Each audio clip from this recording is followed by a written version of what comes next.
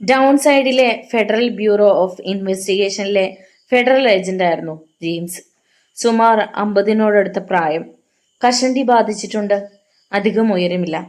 Federal bureau of ഇൻവെസ്റ്റിഗേഷനിൽ ചേർന്നതോടെ സാഹസങ്ങൾ പ്രവർത്തിക്കാൻ തനിക്കൊരവസരം കിട്ടിയെന്ന് വിശ്വസിച്ചു പോന്ന ആളായിരുന്നു അദ്ദേഹം. തോക്ക് കൈകാര്യം ചെയ്യുന്നതിൽ അയാൾ അതിസമർത്ഥനായിരുന്നു. സാൻ ഫ്രാൻസിസ്കോയിൽ നിന്ന് സ്ഥലം മാറ്റം വാങ്ങി ഡൗൺ സൈഡിലേക്ക് വന്നിരിക്കുകയായിരുന്നു അയാൾ. ടൗൺ സൈഡിൽ കേസുകൾ കുറഞ്ഞു വരികയായിരുന്നു. ഒരു മുറി മാത്രമുള്ള ഓഫീസും ഒരു സെക്രട്ടറിയും അയാൾക്കുണ്ട്. ആ സെക്രട്ടറിയുടെ പേര് മേവിസ് എന്നായിരുന്നു. അവൾ കാഴ്ചയിൽ സുന്ദരിയല്ലെങ്കിലും ചെറുപ്പമായിരുന്നു. ജെയിംസിന് അവളോട് ബഹുമാനമുണ്ട്. കാരണം അവളോട് കൂടുതൽ സ്വാതന്ത്ര്യം കാണിക്കാൻ അയാളെ മേവിസ് അനുവദിച്ചിരുന്നു. വീട്ടിൽ അയാൾക്ക് വളരെയൊന്നും സ്വൈര്യം കിട്ടിയിരുന്നില്ല. കാരണം മേവിസിനോടുള്ള അയാളുടെ അടുപ്പം തന്നെ. വല്ലപ്പോഴും അല്പസമയം അയാൾക്ക് വീട്ടിലിരിക്കേണ്ടി വന്നാൽ ആ സമയം ഭാര്യ എന്തെങ്കിലും പറഞ്ഞ് തർക്കിക്കാൻ വരുമായിരുന്നു. പത്നിയുടെ ശല്യം കൂടാതെ വയറ്റുപുണ്ണിന്റെ ശല്യവും അയാളെ വല്ലാതെ വിഷമിപ്പിച്ചിരുന്നു. അതിന്റെ വേദന സഹിക്കാനാവാതെ അയാൾ പലപ്പോഴും സഹികെട്ടു പോയിട്ടുണ്ട്.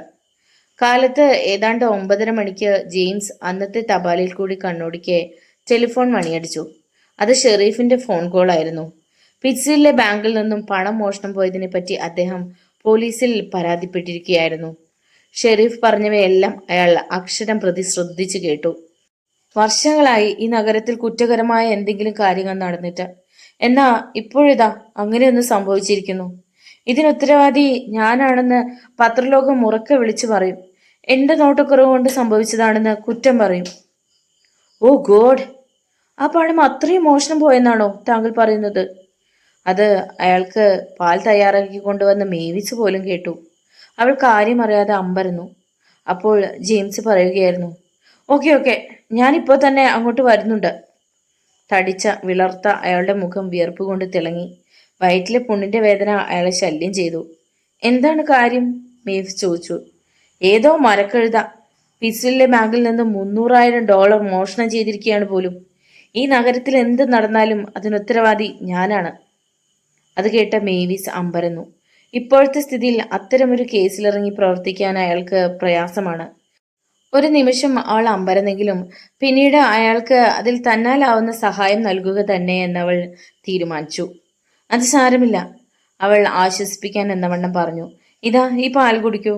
അതിനുശേഷം SIയെ ഫോണിൽ വിളിക്കേണ്ടതുണ്ട്. അത് മറന്നിട്ടില്ലല്ലോ?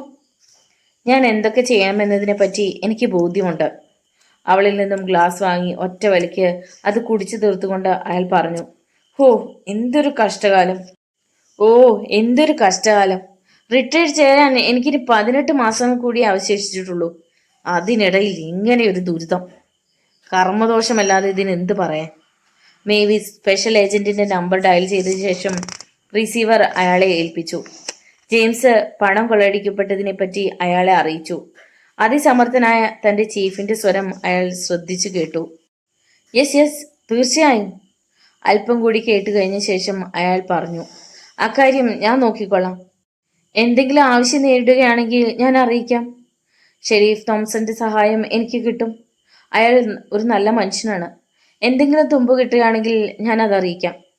റിസീവർ താഴെ വെച്ച് തൂവാല കൊണ്ട് മുഖത്തെ വിയർപ്പുകൾ ഒപ്പിത്തുടച്ചുകൊണ്ട് അയാൾ മേവിസിനെ നോക്കി നിസ്സഹായനായി മന്ദഹസിച്ചു. വെറുതെ വിഷമിക്കരുത്, എല്ലാം ഭംഗിയായി കലാശിക്കും. ഞാൻ പറയുന്നത് കേൾക്കൂ. ഈ കേസ് തെളിയിക്കാൻ താങ്കൾക്കൊരു പ്രയാസവും നേരിടുകയില്ല. അയാൾ അവളെ കൈമാടി വിളിച്ചു. അവൾ തന്റെ നേർത്ത കൈകൾ കൊണ്ട് അയാളുടെ ശരീരത്തിൽ വാത്സല്യപൂർവ്വം തലോടി. ഇനിയും താങ്കൾ താമസിക്കേണ്ട, പോയി വരൂ. അവരവിടെ കാത്തിരിക്കാവൂ. അയാൾ എഴുന്നേറ്റ് തന്റെ കോട്ട് വലിച്ച് നേരെയാക്കി കൈകൊണ്ട് മുടിയിൽ തലോടി അല്പം പ്രയാസത്തോടെ അവളെ നോക്കി മന്ദഹസിച്ചു. ഞാൻ വരട്ടെ? നീയില്ലെങ്കിൽ എൻ്റെ സ്ഥിതി എത്ര വിഷമമുള്ളതാകുമായിരുന്നു. 2 മണിക്കൂറിന് ശേഷം ജെയിംസ് ഷെരീഫിന്റെ ഓഫീസിലെത്തി. ഷെരീഫ് തോംസൺ അവിടെ തന്നെ ഉണ്ടായിരുന്നു. ട്രാവേഴ്സ് ജെയിംസിനെ അഭിമുഖീകരിച്ചുകൊണ്ട് ചുമർ ചാരി നിൽക്കുകയായിരുന്നു. ഷെരീഫിനോ ട്രാവേഴ്സിനോ ജെയിംസിന്റെ കഴിവിൽ തീരെ വിശ്വാസമില്ല. സമർത്ഥനല്ലാത്ത ഒരു പോലീസ് ഉദ്യോഗസ്ഥനാണ് അയാളെന്ന് അവർക്ക് രണ്ടുപേർക്കും അറിയാം. പക്ഷേ പറഞ്ഞിട്ടെന്താ, ആ നഗരത്തിലെ ഇൻചാർജ് അയാളാണ്. പിന്നെ അയാളെ അല്ലാതെ അവർ മറ്റാരെ സമീപിക്കും? ജെയിംസ് വയറ്റിലെ അസുഖം കൊണ്ട് പുളയുകയായിരുന്നു. അയാൾ വേദന കടിച്ചിറക്കി. ഷെറീഫ് കൊള്ളയെപ്പറ്റി പറഞ്ഞതിൽ പാതി മാത്രമേ അയാൾ ശ്രദ്ധിച്ചിരുന്നുള്ളൂ. കാരണം അസഹ്യമായ വയറ്റുവേദന തന്നെ. മേവിസ് തന്നെ ആശ്വസിപ്പിക്കുകയായിരുന്നു. അവൾക്ക് എന്തറിയാം? തീർച്ചയായും ഈ രോഗം ക്യാൻസറായി പരിണമിച്ചേക്കും. അവിടെ ഇരിക്കുമ്പോഴും ഇത്തരം ചിന്തകളായിരുന്നു അയാളെ അലട്ടിയത്. ആദ്യത്തെ നീക്കം എന്താണ്? ജെയിംസിന്റെ ചിന്ത മറ്റെന്തോ ആണെന്ന് മനസ്സിലാക്കിയ ഷെറീഫ് ചോദിച്ചു. ഞാൻ സ്പെഷ്യൽ ഏജന്റിനെ വിളിച്ച് വിവരം അറിയിക്കാം. ആ പെൺകുട്ടിയെ കണ്ടുപിടിക്കേണ്ട ചുമതല അയാൾക്കാണ്. അവളുടെ കാമുകന്റെ അടയാളങ്ങൾ എനിക്ക് ആവശ്യമുണ്ട്. അയാൾ എഴുന്നേറ്റു. ഞാൻ മിസ്സിസ് ലോറിങ്ങിനോടും മിസ് പിയേഴ്സിനോടും മേജറിനോടും ചോദിച്ചു നോക്കട്ടെ. ഷെറീഫ് തോംസൺ ട്രാവേഴ്സിനെ നേരെ നോക്കി. അതിനുശേഷം ജെയിംസിനോടായി പറഞ്ഞു, താങ്കളോടൊപ്പം ട്രാവേഴ്സിനെ അയക്കട്ടെ. ഇയാൾക്ക് ഇവിടെയുള്ളവരെല്ലാം നന്നായി പരിചയമുണ്ട്. അതിനാൽ കാര്യങ്ങൾ കണ്ടുപിടിക്കേണ്ടതിലേക്ക് ഒന്നുകൂടി എളുപ്പമായി തീരും. അത് പറഞ്ഞ് അദ്ദേഹം ഒന്ന് ചിരിച്ചു. പിന്നെ എന്നെ കുറ്റപ്പെടുത്തരുത്. ഇത് താങ്കൾക്ക് തനിയെ നിർവഹിക്കാവുന്നതേ ഉള്ളൂ എന്നാണെങ്കിൽ എനിക്കതിനും വിരോധമില്ല. സമർത്ഥനായി ഒറ്റയ്ക്ക് നിന്നുകൊണ്ട് ഈ കേസ് തെളിയിക്കാമെന്ന് പറഞ്ഞ് പരാജയം സമ്മതിക്കുന്നതിനേക്കാൾ കിട്ടാവുന്ന സഹായമെല്ലാം നേടിയെടുത്ത് കേസ് തെളിയിച്ച് വിജയശ്രീ ലാളിതനായി മടങ്ങുകയല്ലേ ഉത്തമം. അയാൾ ഓർത്തു. ഇദ്ദേഹം എൻ്റെ കൂടെ വന്നോട്ടെ. ഞങ്ങൾ രണ്ടുപേരും കൂടി ഇതിൽ പ്രവർത്തിക്കുന്നത് കേസ് വേഗം തെളിയിക്കാൻ സഹായകമാകും. ട്രാവേഴ്സ് നിവന്നു നിന്നു. എനിക്കതിൽ സന്തോഷമേ ഉള്ളൂ. അയാൾ ഷെറീഫിനെ നോക്കി കണ്ണിറുക്കി. ജെയിംസ് സ്പെഷ്യൽ ഏജന്റിനെ വിളിച്ചു. സംഗതികളുടെ ഒരു ലഘു വിവരണം കൊടുത്തു. കൂടാതെ ആലീസിന്റെ അടയാളങ്ങളും. ഈ ആലീസ് എന്ന യുവതിക്ക് ഒരു കാമുകൻ കൂടിയുണ്ട്. അയാളെക്കുറിച്ചുള്ള വിവരങ്ങൾ ശേഖരിച്ചു വരികയാണ്. അയാൾ തുടർന്നു. ആ പെൺകുട്ടിയെക്കുറിച്ചൊരു വിവരണം റേഡിയോയിലും ടെലിവിഷനിലും കൊടുക്കണം. പിന്നെ ആ യുവതിയുടെ കൂട്ടിന്റെ കാര്യം, അത് വളരെ പ്രധാനമാണ്. പെട്ടെന്ന് വേർതിരിച്ചറിയാവുന്ന തരം കോട്ടാണത്. മറുഭാഗത്ത് നിന്ന് പറഞ്ഞത് ശ്രദ്ധിച്ച ശേഷം വീണ്ടും അയാൾ തുടർന്നു. അതെ, എനിക്ക് എല്ലാവിധ സഹായവും ആവശ്യമാണ്. കത്തിയെടുത്ത് കുത്തിയാൽ എന്ന പോലെ അയാൾക്ക് വയറ്റിലെ പുണ്ണിൽ നിന്നും വേദനയുണ്ടായി. വേദന കൊണ്ട് അയാൾ പുളഞ്ഞു. ഓക്കെ, അത് താങ്കൾ പറയാതെ തന്നെ എനിക്കറിയാം എന്ന് അയാൾ റിസീവർ താഴെ വെച്ച് ട്രാവേഴ്സിനെ നോക്കി. എനിക്കൊന്ന് മിസ്സിസ് ലോറിങ്ങുമായി സംസാരിച്ച കൊള്ളാമെന്നുണ്ട്. സ്റ്റേറ്റ് പോലീസ് ഹൈവേയിലുടനീളം ശ്രദ്ധിച്ചു തുടങ്ങിയിട്ടുണ്ട്. അവരിൽ നിന്ന് എന്തെങ്കിലും വിവരം കിട്ടുകയാണെങ്കിൽ ഞാൻ താങ്കളെ മിസ്സിസ് ലോറിങ്ങിന്റെ വസതിയിലേക്ക് ഫോൺ ചെയ്ത് അറിയിക്കാം, ഷെരീഫ് പറഞ്ഞു. ജെയിംസ് അദ്ദേഹത്തിന് നന്ദി പറഞ്ഞു.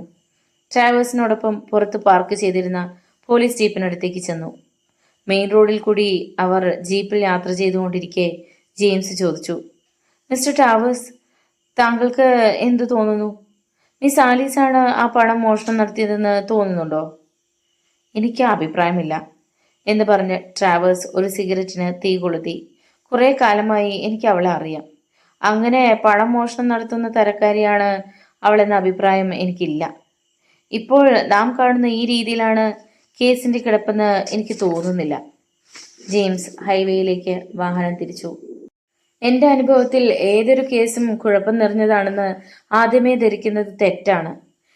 എന്റെ അഭിപ്രായം പറഞ്ഞാൽ ഈ പണം സൂക്ഷിപ്പിന്റെ ചുമതല ഈ പറഞ്ഞ യുവതി നിർവഹിക്കുന്നത് കുറെ കാലമായി. മുമ്പ് മുതൽക്കേ അത്രയും പണം സ്വന്തമാക്കാൻ കഴിഞ്ഞാൽ എത്ര നന്നായിരിക്കും എന്നവൾ ചിന്തിച്ചിരിക്കാം. അങ്ങനെയിരിക്കെ പെട്ടെന്നാണ് ഒരു ദിവസം ഒരു കാമുകനെ അവൾ തിരഞ്ഞെടുക്കുന്നത്. തന്റെ മനസ്സിലെ ആശയം അവൾ അയാളുമായി ചർച്ച ചെയ്തിരിക്കാം. അങ്ങനെ ആ പണം നേടേണ്ട മാർഗത്തെപ്പറ്റി അയാൾ അവളോട് സംസാരിച്ചിരിക്കാം. ഇലക്ട്രിക് കണ്ണിനെ പറ്റിയും അവിടുത്തെ പ്രവർത്തനങ്ങളെ പറ്റിയും അവൾക്ക് നല്ലവണ്ണം അറിയാവുന്നതുമാണല്ലോ. മാത്രമല്ല സേഫിന്റെ താക്കോലും അവൾ വശമുണ്ട്. ഇത്രയും വെച്ചുകൊണ്ട് അങ്ങനെയൊരു മോഷണം നടത്താൻ പ്രയാസമില്ല. പണം മോഷണം ചെയ്യാനോ അഥവാ ഒരു കാമുകനെ സ്വാധീനിച്ചെടുക്കാനോ തയ്യാറാകുന്ന ഒരുവളല്ല ആലീസ്. അതെനിക്ക് നിശ്ചയമുണ്ട്. നോക്കൂ, താങ്കൾക്ക് ചെറുപ്പമാണ്. ജീവിതത്തിൽ ഞാൻ അനുഭവിച്ചതൊന്നും താങ്കൾ അറിഞ്ഞിരിക്കാനിടയില്ല. എല്ലാ പെൺകുട്ടികളും ലൈംഗിക വികാരങ്ങളെപ്പറ്റി ഒരിക്കലും കൊട്ടിഘോഷിച്ച് നടക്കുകയില്ല. ചിലർ രഹസ്യമായി അത് സൂക്ഷിച്ചു വയ്ക്കുന്നു. മറ്റു ചിലർ അനുയോജ്യരായ പുരുഷന്മാരെ കാണുമ്പോൾ അവരെ സ്വാധീനിച്ചെടുക്കുന്നു. അയാളുമായി അവൾ തന്റെ മോഹങ്ങളും ആശയങ്ങളും കൈമാറ്റം ചെയ്യുന്നു. ട്രാവേഴ്സിന് അത് ശരിയാണെന്ന് തോന്നി. എങ്കിലും മിസ് ആലീസിന്റെ കാര്യത്തിൽ അത് ശരിയായി അയാൾക്ക് തോന്നിയില്ല. ജോലിയിൽ അവൾ സത്യസന്ധയായിരുന്നു. പുരുഷന്മാരോട് അവൾക്ക് ലജ്ജയായിരുന്നു. ശരി, നമുക്ക് ഏതായാലും മിസ്സിസ് ലോറിങ്ങിനെ ചെന്ന് കണ്ട് സംസാരിക്കാം. അവൾക്ക് എന്ത് പറയാനുണ്ടാവുമെന്ന് അറിയാമല്ലോ. ജെയിംസ് അയാളെ തുറച്ചു നോക്കി. ഞാൻ എൻ്റെ അഭിപ്രായം പറഞ്ഞതേ ഉള്ളൂ. താങ്കൾക്ക് ചെറുപ്പമാണ്, മാത്രമല്ല സമർത്ഥനും കൂടിയാണ്. ആവശ്യമുള്ളത്ര സഹായം എനിക്ക് ഇതിൽ ആവശ്യമുണ്ട്. മിസ്റ്റർ ദവയെക്കുറിച്ചുള്ള താങ്കളുടെ അഭിപ്രായം എന്താണ്? ട്രാവേഴ്സ് ചോദിച്ചു. അതിനു മുമ്പ് തന്നെ ജെയിംസ് ദവയെ കണ്ട് സംസാരിച്ചു കഴിഞ്ഞിരുന്നു. അയാളുടെ സംഭാഷണത്തിൽ നിന്നും പെരുമാറ്റത്തിൽ നിന്നും ജെയിംസിന് അയാളോട് മതിപ്പ് തോന്നിയിരുന്നു. അയാൾ ഒരു നല്ല മനുഷ്യൻ തന്നെ. ചെയ്യുന്ന ജോലിയെക്കുറിച്ച് അയാൾക്ക് ശരിയായ ബോധമുണ്ട്. അങ്ങനെയാണ് വേണ്ടതും. അത്തരം കൂട്ടരോട് എനിക്ക് എപ്പോഴും ബഹുമാനമാണ്. മാത്രമല്ല നന്നായി ഗോൾഫ് കളിക്കാനും അയാൾക്കറിയാം. ട്രാവേഴ്സ് കത്തിത്തീർന്ന സിഗരറ്റ് കുറ്റി പുറത്തേക്ക് എറിഞ്ഞു. ഇനി രണ്ടാമത്തെ തിരിവിൽ മൂന്നാമത് കാണുന്ന കെട്ടിടത്തിലേക്കാണ് നമുക്ക് പോകേണ്ടത്. 10 നിമിഷങ്ങൾക്ക് ശേഷം അവർ മിസ്സിസ് ലോറിങ്ങിന്റെ ലോഡ്ജിലെത്തി. മിസ്സിസ് ലോറിങ്ങിനെ നോക്കി അയാൾ പകച്ചു നിന്നു. അയാൾ തൻ്റെ ഭാര്യയെ അവളുമായി ഒത്തുനോക്കി. എന്തൊരന്തരം! മിസ്സിസ് ലോറിങ്ങിനെ പോലെ ഒരു സ്ത്രീയെ കണ്ടെത്താൻ പ്രയാസമാണ്. അവളുടെ ആകൃതിയും കൊഴുത്ത മാറിടവും ഏതൊരു പുരുഷനെയും ആകർഷിക്കാൻ പോകുന്നതായിരുന്നു. ഈ രീതിയിൽ ഓർത്തുകൊണ്ടിരിക്കെ അവൾ പറഞ്ഞവയൊന്നും അയാൾ ശരിയായി കേട്ടില്ല. അവർ സംസാരിക്കുന്നത് നോക്കി ട്രാവേഴ്സ് ഒരു ഭാഗത്തേക്ക് ഒതുങ്ങിയിരിക്കുകയായിരുന്നു. മിസ്സിസ് ലോറിങ് മദ്യപിച്ചിരിക്കുകയാണെന്ന് ട്രാവേഴ്സ് മനസ്സിലാക്കി. അവളെ കടന്നു ചെല്ലുമ്പോൾ വിസ്കിയുടെ ഗന്ധം അയാൾക്ക് അനുഭവപ്പെട്ടിരുന്നു. അത് അയാളെ വല്ലാതെ വിഷമിപ്പിച്ചു. തൻ്റെ ഭാവി വധുവിൻ്റെ അമ്മയാണവൾ, ട്രാവേഴ്സ് ഓർത്തു. മദ്യപിച്ചിരുന്നെങ്കിലും അവൾക്ക് സ്വബോധം നഷ്ടപ്പെട്ടിരുന്നില്ല. ആലീസ് അങ്ങനെ ഒരു കാര്യം ചെയ്യുമെന്ന് എനിക്ക് വിശ്വസിക്കാൻ പോലും കഴിയുന്നില്ല. അവളുടെ കാമുകനെന്ന് വിശ്വസിക്കപ്പെടുന്ന വ്യക്തിയുടെ പ്രേരണ കൊണ്ടായിരിക്കണം അവൾ അതിനൊരുമ്പെട്ടിരിക്കുക എന്നാണ് എനിക്ക് തോന്നുന്നത്, മിസ്സിസ് ലോറിങ് പറഞ്ഞു. അവൾക്കൊരു കാമുകനുണ്ടെന്ന് ഭവതി വിശ്വസിക്കുന്നുണ്ടോ? ജെയിംസ് ട്രാവേഴ്സിനെ നോക്കി. ഓ, തീർച്ചയായും. ഞാൻ അവനെ കണ്ടിട്ടുണ്ട്. അവരെ ഒരുമിച്ച് ഒരു തവണ ഞാൻ കാണുകയുണ്ടായിട്ടുണ്ട്. എപ്പോഴായിരുന്നു കണ്ടത്? ഏതാണ്ട് 10 ദിവസങ്ങൾക്ക് മുമ്പാണെന്ന് തോന്നുന്നു. ഒരു ദിവസം രാത്രി പുറത്തൊരു കാർ വന്ന് നിൽക്കുന്ന ശബ്ദം കേട്ട് ഞാൻ ജനാല വഴി പുറത്തേക്ക് നോക്കി. അപ്പോൾ അവർ രണ്ടുപേരും ആലിംഗനബദ്ധരായി പരസ്പരം ചുംബിക്കുന്നതായിട്ട് കണ്ടു. അതിനുശേഷം ആ മനുഷ്യൻ കാറിൽ മടങ്ങിപ്പോവുകയും ചെയ്തു. അടയാളങ്ങൾ തെളിച്ചു പറയത്തക്ക വിധം അത്രയേറെ വ്യക്തമായി ഭവതി അയാളെ കണ്ടിരുന്നു. ഓ യെസ്, പക്ഷേ എന്നേക്കാൾ കൂടുതൽ തെളിവായി അയാളെ കണ്ടത് താഴെ താമസിക്കുന്ന മിസ്സസ് പിയേഴ്സനും മേജർ ഹാർഡിയുമായിരുന്നു. ബഹുമാനത്തോടെ അയാൾ അവളെ നോക്കി ഒന്ന് മന്ദഹസിച്ചു. ഭവതി തന്നെ പറയൂ. പ്രായമേറിയവർ പറയുന്നതിനേക്കാൾ ഞാൻ കൂടുതൽ വിശ്വസിക്കുന്നത് ഭവതിയെപ്പോലുള്ളവർ പറയുന്നതിനോടാണ്. തോളിൽ ചരിഞ്ഞു വീണ് കിടന്ന മുടി അവൾ മാടി പിന്നിലൊതുക്കി വെച്ചു. അയാൾക്ക് നല്ല ഉയരമുണ്ട്. ഹൃദാവ് വെച്ചിരിക്കുന്നു. താടിമീശയുമുണ്ട്. കോട്ടണിഞ്ഞിരുന്നു. ഒരു ഹാറ്റ് അണിഞ്ഞ് കാണപ്പെട്ടിരുന്നു. അയാൾക്കെന്ത് പ്രായം വരുമെന്ന് പറയാമോ?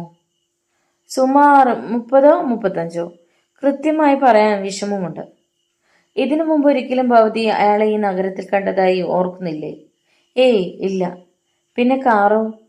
ഞാനത് ശ്രദ്ധിച്ചിരുന്നില്ല എന്ന് പറഞ്ഞ അയാൾ ട്രാവേഴ്സിനെ നോക്കി. അയാളുടെ നിശബ്ദമായ സാന്നിധ്യം അവളെ അസ്വസ്ഥയാക്കി.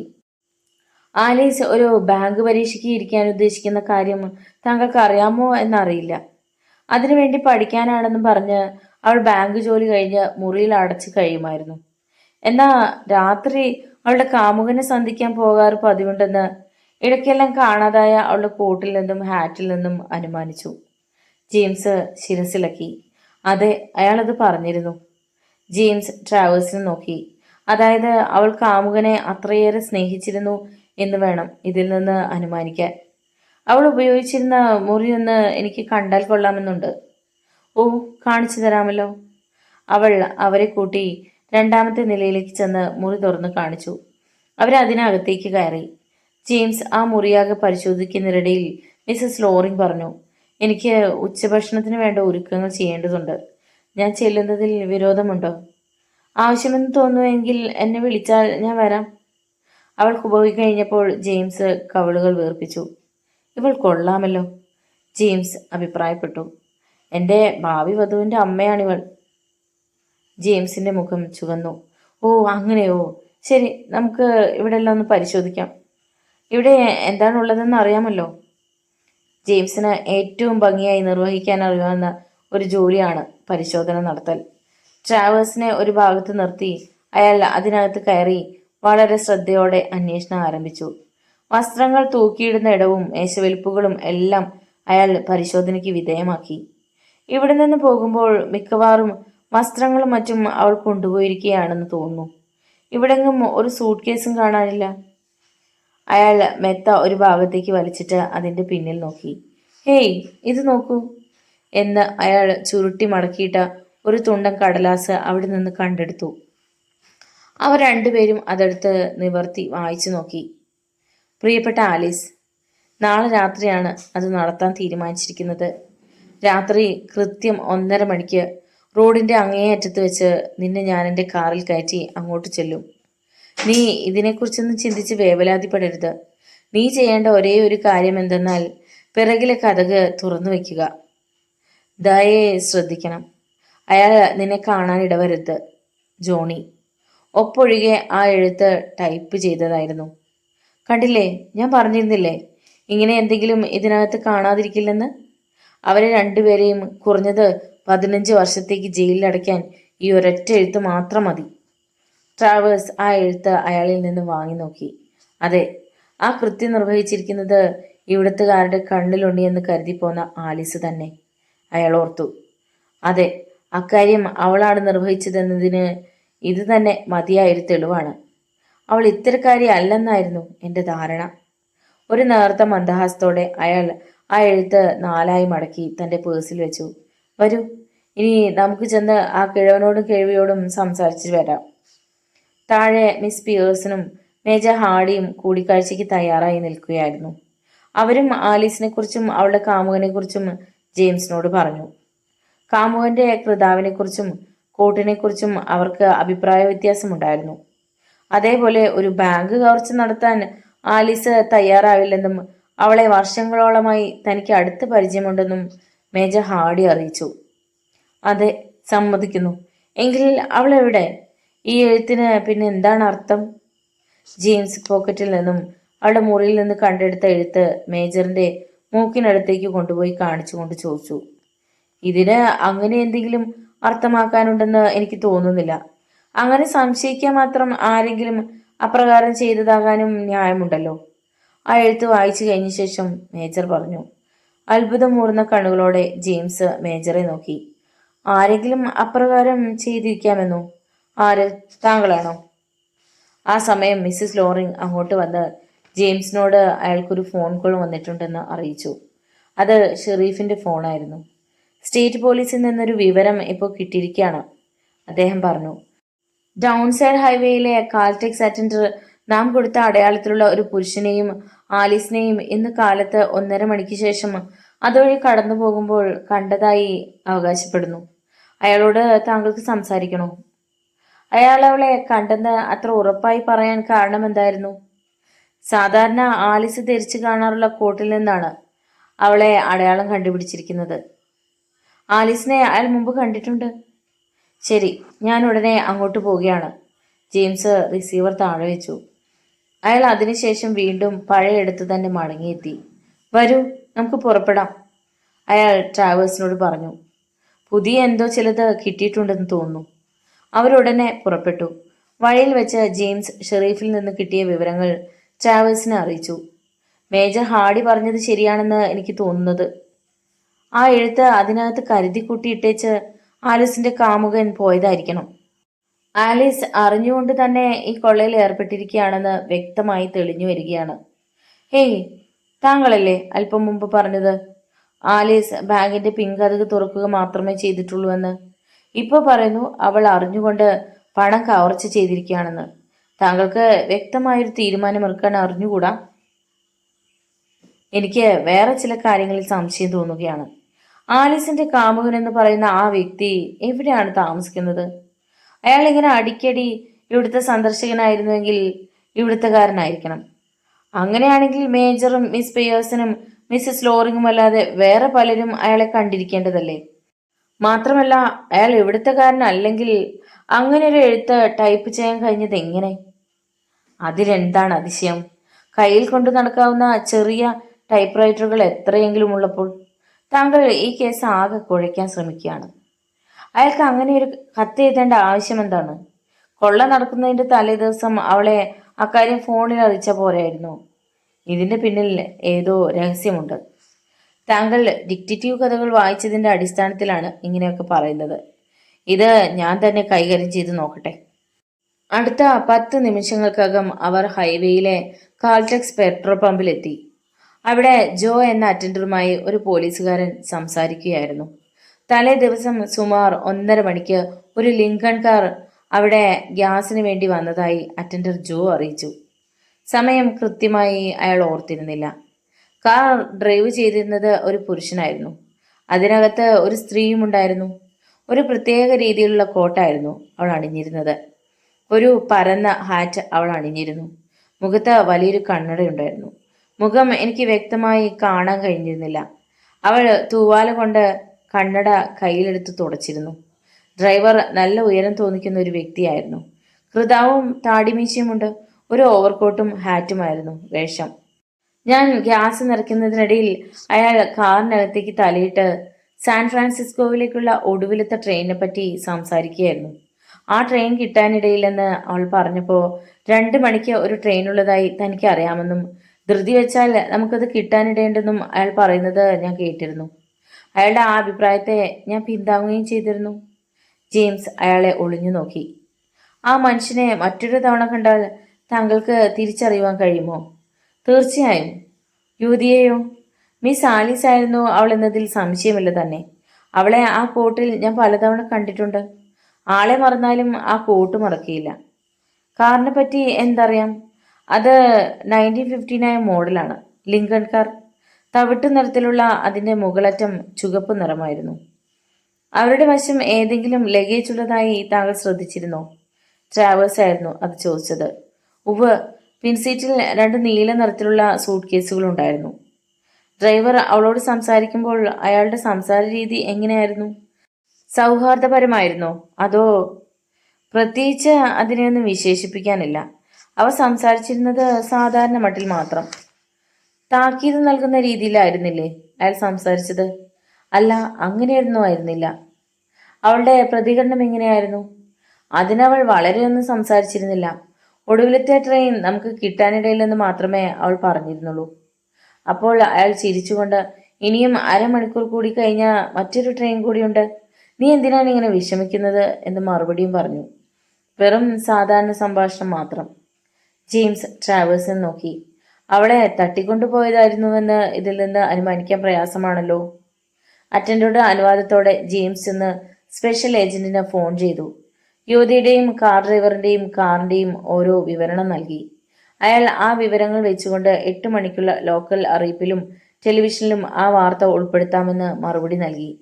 താനിനി ടൗൺ സൈഡിൽ നിന്നും റെയിൽവേ സ്റ്റേഷനിലേക്ക് പോവുകയാണെന്ന് ജെയിംസ് അറിയിച്ചു. അതിനുശേഷം ട്രാവേഴ്സിനോടൊപ്പം അയാൾ പോലീസ് വാഹനത്തിൽ ടൗൺ സൈഡ് റെയിൽവേ സ്റ്റേഷനിലേക്ക് ചെന്നു. വഴിയിൽ ട്രാവേഴ്സ് മൗനം പാലിച്ചു. ഇടയ്ക്കിടെ ജെയിംസ് അയാളെ നോക്കി മന്ദഹസിക്കുന്നുണ്ടായിരുന്നു. ഈ മനുഷ്യന്റെ പിന്നിൽ ഒരുപാട് കാര്യങ്ങൾ കിടക്കുന്നുണ്ട്, ട്രാവേഴ്സ് പറഞ്ഞു. എന്താണത്? ജെയിംസ് ചോദിച്ചു. കാര്യങ്ങൾ കൂടുതൽ കുഴപ്പത്തിലേക്ക് വലിച്ചഴിക്കാനാണോ ഭാവം? ഞാൻ പറയാം, കേട്ടോളൂ. ബാങ്കിലെ പണം മോഷണം നടത്തണമെന്ന് പല നാളുകളായി ഒരു മനുഷ്യൻ ആഗ്രഹിക്കുന്നു.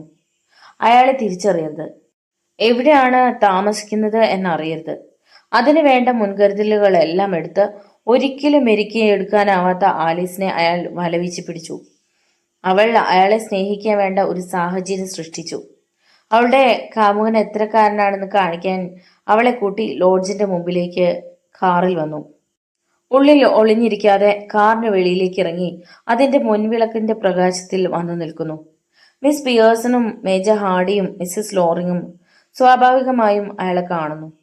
അവളെ നേരിൽ കാണാൻ അവസരമുണ്ടായിട്ടും ഫോൺ ചെയ്യാനുള്ള അവസരമുണ്ടായിട്ടും അയാൾ ഒരു എഴുത്ത് ടൈപ്പ് ചെയ്ത് അവളുടെ മുറിയിലിട്ട് പോയിരിക്കുന്നു. ഹൈവേയിലെ പെട്രോൾ പമ്പിലെത്തി കാർ അവിടെ നിർത്തിയ ശേഷവും അയാൾ അതിൽ നിന്ന് ഇറങ്ങി അറ്റൻഡർ കാണത്തക്ക വിധം ആലീസിനോട് സംസാരിക്കുന്നു. സാൻ ഫ്രാൻസിസ്കോവിലേക്കുള്ള ഒടുവിലത്തെ ട്രെയിനെ പറ്റിയായിരുന്നു അയാൾ സംസാരിച്ചത്. $300,000 മോഷണം നടത്താൻ ഉദ്ദേശിച്ചിറങ്ങിയ ഒരാൾ മറ്റുള്ളവർ കാണുകയും കേൾക്കുകയും ചെയ്യത്തക്ക വിധം ഇത്ര ഭംഗിയായി പുറത്തേക്കിറങ്ങുകയും സംസാരിക്കുകയും ചെയ്യാൻ തയ്യാറാവുമെന്ന് എനിക്ക് തോന്നുന്നില്ല. നമുക്ക് അയാളെ പിടിക്കാൻ സഹായകമാകുന്ന ഏക അടയാളം അയാളുടെ കൃതാവുകളാണ്. അത് എടുത്തു കളഞ്ഞാൽ പിന്നെ നാം ഒരിക്കലും അയാളെ കണ്ടുപിടിക്കാൻ പോകുന്നില്ല. ശരിയാണ്, ജെയിംസ് അല്പം പരിങ്ങലോടെ പറഞ്ഞു. പക്ഷേ ആ യുവതിയെ പറ്റിയുള്ള അടയാളങ്ങൾ നമ്മുടെ വശമുണ്ട്. അവൾ എവിടെയുണ്ടോ അവിടെ അവനുമുണ്ട്. എനിക്ക് അവളെക്കുറിച്ചാണ് വിഷമം മുഴുവൻ, ട്രാവേഴ്സ് പറഞ്ഞു. എന്തിന് അങ്ങനെ പറഞ്ഞതിന്റെ പൊരുൾ എനിക്കറിയില്ല. പക്ഷെ എന്തുകൊണ്ടോ എൻ്റെ മനസ്സ് അവളെ ഓർത്ത് വിഷമിക്കുന്നു. പിന്നീട് അവരൊന്നും സംസാരിക്കാതെ റെയിൽവേ സ്റ്റേഷൻ ലക്ഷ്യമാക്കി വണ്ടി വിട്ടു. അവിടുത്തെ സ്റ്റാഫുമായി സംസാരിച്ചു. എന്നാൽ അങ്ങനെ ഒരു കൂട്ടർ 2 മണിക്കുള്ള ട്രെയിനിൽ പോയതായി അവർക്ക് ആർക്കും അറിഞ്ഞുകൂടായിരുന്നു. ആ 2 പേരെക്കുറിച്ചുള്ള ചൂടുപിടിച്ച അന്വേഷണത്തിനും മാന്ദ്യം സംഭവിക്കുന്നതായി ജെയിംസിന് തോന്നി. അവർ കാറിലേക്ക് മടങ്ങി. അപ്പോൾ അവർ സാൻ ഫ്രാൻസിസ്കോയിലേക്ക് പോയിട്ടില്ലെന്ന് തീർച്ച. എനിക്ക് സ്പെഷ്യൽ ഏജന്റിന് ഫോൺ ചെയ്യണം. എതിരിൽ ഒരു ടെലിഫോൺ ബൂത്തുണ്ട്, ട്രാവേഴ്സ് പറഞ്ഞു. ജെയിംസ് അങ്ങോട്ട് ചെന്ന് ഫോണിൽ സംസാരിച്ച് മടങ്ങി.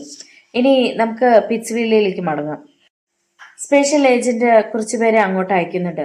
നമുക്ക് 8 മണിക്കുള്ള റേഡിയോ ടെലിവിഷൻ അറിയിപ്പ് കഴിയുന്നത് വരെ കാത്തിരിക്കാം. ഇനി ജോണിയെ കണ്ടുപിടിക്കുകയാണ് ആവശ്യം. അതിന് ഓരോ വീടും കയറി ഇറങ്ങേണ്ടതുണ്ട്. ട്രാവേഴ്സ് ഒന്നും പറഞ്ഞില്ല. അവർ പിറ്റ്സ്വില്ലയിലേക്ക് മടങ്ങി. ഉച്ചഭക്ഷണത്തിന് ബാങ്ക് അടയ്ക്കുമ്പോൾ ദവയ്ക്ക് ആശ്വാസം തോന്നി. ബാങ്ക് ബിസിനസ് മുഴുവൻ അയാൾക്ക് ഒറ്റയ്ക്ക് ചെയ്യേണ്ടിയിരിക്കുന്നു. ബാങ്ക് കവർച്ചയെപ്പറ്റി ആളുകൾ അറിയാനിടയായതിനാൽ അതേപ്പറ്റി അന്വേഷിക്കാൻ കാലത്ത് തൊട്ട് ചെറിയ ചെറിയ ചെക്കുകൾ മാറിയെടുക്കാനെന്ന വ്യാജേന അവിടെ വന്നുപോയിക്കൊണ്ടിരുന്നു. അവരെ നിയന്ത്രിക്കാൻ അയാൾക്ക് വളരെ പ്രയാസം നേരിട്ടു. അവസാനത്തെ ആളെയും പറഞ്ഞുവിട്ട ശേഷം ദവെ തന്റെ ഓഫീസ് മുറിയിൽ ചെന്നിരുന്ന് ഒരു സിഗരറ്റ് എടുത്ത് കത്തിച്ചു. എല്ലാം താൻ ഉദ്ദേശിച്ച രീതിയിൽ തന്നെ നടക്കുന്നുണ്ട്. അതിലയാൾ ആശ്വസിച്ചു. എന്നാൽ ഒരു കാര്യത്തിൽ മാത്രം അയാളുടെ മനസ്സ് ചഞ്ചലപ്പെട്ടു. തലേ ദിവസം രാത്രി കണ്ടുപിരിഞ്ഞ ശേഷം അയാൾ മിസ്സിസ് ലോറിങ്ങിനെ കണ്ടിരുന്നില്ല. പോലീസ് അവളെ കണ്ട അന്വേഷണം നടത്തിയിരിക്കുമെന്ന് നിശ്ചയമാണ്. അതേപറ്റി അറിയാൻ അയാൾക്ക് തിടുക്കമായി. ഒന്ന് ഫോൺ ചെയ്ത് അന്വേഷിച്ചാൽ കൊള്ളാമെന്ന് തോന്നി. പക്ഷേ ഏത് നിമിഷവും ഹെഡ് ഓഫീസിൽ നിന്ന് അക്കൗണ്ട് ഓഡിറ്റിങ്ങിനായി ആളുകൾ എത്തും. അപ്പോൾ പിന്നെ എന്തു ചെയ്യും? സഹായത്തിനായി ഒരുവളെ അയച്ചു തരുമെന്നും ഈ നഗരത്തിൽ അങ്ങനെ പെട്ടെന്നൊരുവളെ കിട്ടാൻ വിഷമമാണെന്നും ദവെ ഹെഡ് ഓഫീസിൽ സൂചന നൽകിയിരുന്നു. എന്നാൽ അങ്ങനെ അയക്കാൻ പറ്റിയ ഒരാൾ അവിടെ ഇല്ലെന്ന് അയാൾക്ക് മറുപടി കിട്ടി. അത് വെച്ചുകൊണ്ട് അയാൾക്ക് ലോഡ്ജിലേക്ക് ടെലിഫോൺ ചെയ്യാൻ അവസരം കിട്ടി. വേഗം റിസീവർ കയ്യിലെടുത്ത് നമ്പർ കറക്കി. മറുഭാഗം വേലക്കാരിയായിരുന്നു ഫോൺ അറ്റൻഡ് ചെയ്തത്. അവിടെ ഐറിസ് ഉണ്ടോ? എനിക്ക് അവളുമായി സംസാരിക്കണം, ദവെ പറഞ്ഞു. അവൾ അവിടെ ഉണ്ടെന്നും പുറത്തേക്ക് പോകാൻ തയ്യാറെടുക്കുകയാണെന്നും പറഞ്ഞു. അടുത്ത നിമിഷം തന്നെ അവൾ ലൈനിൽ വന്നു. ഹലോ, ഞാൻ ദവെ സംസാരിക്കുന്നു. നീ പോകുന്ന വഴിക്ക് ബാങ്കിലേക്ക് ഒന്ന് വരാമോ? എനിക്ക് നിന്നോടൊരു കാര്യം സംസാരിക്കാനുണ്ട്. അടുത്ത അരമണിക്കൂറിനകം ഞാൻ അങ്ങോട്ട് വരും. എന്താ കാര്യം? അവൾ ചോദിച്ചു. ഫോണിൽ പറയാൻ പാടില്ലാത്തൊരു കാര്യം അന്വേഷിക്കാനാണ്. അയാൾ റിസീവർ താഴെ വെച്ചു. അതിനുശേഷം അയാൾ എതിരിലെ റെസ്റ്റോറൻറ്റിലേക്ക് വിളിച്ച് 2 ചിക്കൻ സാൻഡ്വിച്ച് കൊണ്ടുവരാൻ ഓർഡർ നൽകി. എഴുന്നേറ്റ് വോൾട്ടിനടുത്തേക്ക് ചെന്നു. അവിടെ ആധാരങ്ങൾ സൂക്ഷിക്കുന്ന പെട്ടികളിലൊന്നിൽ താൻ മോഷണം നടത്തിയ പണം അടഞ്ഞു കിടക്കുന്നുണ്ട്. അയാൾ ഓർത്തു. ആ ദിശകളിലേക്ക് അയാൾ നോക്കി. തറയിൽ വെച്ചിരിക്കുന്ന ആ പ്രത്യേക പെട്ടിയുടെ മുകളിൽ കുറഞ്ഞത് 20ഓളം പെട്ടികൾ എടുത്തു വെച്ചിരിക്കുന്നു. അതൊന്ന് തുറന്നു കണ്ടാൽ കൊള്ളാമെന്ന മോഹം അയാൾക്കുണ്ടായെങ്കിലും ഉടനെ തന്നെ വേണ്ടെന്ന് വെച്ചു. വോൾട്ട് വിട്ട് മടങ്ങിയെത്തിയപ്പോൾ പുറത്തുനിന്ന് മുട്ടുന്ന ശബ്ദം കേട്ടയാൾ കതക് തുറന്നു. റെസ്റ്റോറന്റ് ബെയറർ കൊണ്ടുവന്ന ചിക്കൻ സാൻഡ്വിച്ച് വാങ്ങി അവന് ടിപ്പ് കൊടുത്ത് പറഞ്ഞു വിട്ടു. കതക് വീണ്ടും അടച്ച് ഓഫീസിൽ ചെന്ന് ഭക്ഷണം കഴിക്കാൻ തുടങ്ങി. ആ സമയം കതകിൽ വീണ്ടും തട്ടുന്നത് കേട്ട് ദവെ ചെന്ന് കതക് തുറന്നു. അത് ഐറിസ് ആയിരുന്നു. ഐറിസ് അയാളെ ചോദ്യരൂപത്തിൽ നോക്കി. അവൾ ഒരു സ്പോർട്സ് ഷർട്ടും വെള്ള സ്കേർട്ടുമായിരുന്നു അണിഞ്ഞിരുന്നത്. ആ ഡ്രസ്സിൽ അവളെ കണ്ടപ്പോൾ ദവയുടെ ഉള്ളിൽ വികാരം തലപൊക്കി. വരൂ, അകത്തേക്ക് വരൂ, തൻ്റെ വശ്യസുന്ദരമായ മന്ദഹാസത്തോടെ ദവെ പറഞ്ഞു. ഹോ, ഇന്ന് കാലത്ത് തുടങ്ങിയ തിരക്കായിരുന്നു. ഇപ്പോഴാണ് വല്ലതും കഴിക്കാൻ അല്പം സമയം കിട്ടിയത്. എല്ലാവർക്കും അവരവരുടെ കാശ് ഭദ്രമാണോ എന്നറിയണം. ഐറിസ് അയാളെ കടന്ന് അകത്തേക്ക് ചെന്ന് തിരിഞ്ഞു നോക്കിയപ്പോൾ അയാൾ കതകടച്ചു വരികയായിരുന്നു. ശരിയായിരിക്കാം, ഇന്ന് കാലത്ത് തൊട്ട് ഞാൻ റേഡിയോ ശ്രദ്ധിക്കുകയായിരുന്നു. ദവെ ഓഫീസിലേക്ക് അവളെ കൂട്ടിച്ചെന്നു. അവൾക്ക് സന്ദർശകർക്കുള്ള ഒരു കസേര ചൂണ്ടി ഇരിക്കാൻ പറഞ്ഞു. അയാൾ അയാളുടെ സീറ്റിലും ഇരിപ്പുറപ്പിച്ചു. ആളുകളുടെ കണ്ണിലുണ്ണിയായിരുന്നു ആലീസ്. അവൾ ഇങ്ങനെ ചെയ്യുമെന്ന് ഞാൻ സ്വപ്നത്തിൽ പോലും കരുതിയിരുന്നില്ല. ഐറിസ് ഞെട്ടി. അവളാണ് പണമെടുത്തതെന്ന് താങ്കൾ യഥാർത്ഥത്തിൽ വിശ്വസിക്കുന്നില്ലല്ലോ? അവൾ ചോദിച്ചു. അവളും പണവും രണ്ടും കാണാതായിരിക്കുകയല്ലേ? ഇന്ന് കാലത്ത് ഞാൻ ട്രാവേഴ്സിനോട് സംസാരിച്ചിരുന്നു. അവളെ ആരോ അതിന് പ്രേരിപ്പിച്ച് പണവുമായി അവളെ തട്ടിക്കൊണ്ടു പോയിരിക്കുകയാണെന്ന് പറഞ്ഞു. ആ വാർത്ത ധവയെ ഞെട്ടിച്ചു. ആ രീതിയിൽ ഞാൻ ആലോചിച്ചു നോക്കിയിട്ടില്ല. അയാൾ പറഞ്ഞത് ശരിയായിരിക്കാം. ആലീസ് മോഷണം നടത്തുന്ന തരക്കാരിയല്ല. ഇപ്പോൾ അവരെന്താണ് ചെയ്യുന്നത്? അവർ വീടുകൾ തോറും കയറിയിറങ്ങി അന്വേഷണം നടത്തി ആ മനുഷ്യനെ കണ്ടുപിടിക്കാനുള്ള ശ്രമത്തിലാണ്. അയാളെ മാത്രമല്ല, ആലീസിനെയും അവർ അന്വേഷിക്കുന്നുണ്ട്. ദവയെ പാതി കഴിച്ച സാൻഡ്വിച്ച് എടുത്ത് വായിലിട്ടു. ഞാൻ നിന്നോട് വരാൻ പറഞ്ഞത് എന്തിനാണെന്ന് പറഞ്ഞില്ലല്ലോ. ഇവിടെ എനിക്ക് സഹായത്തിന് ഒരാൾ വേണം.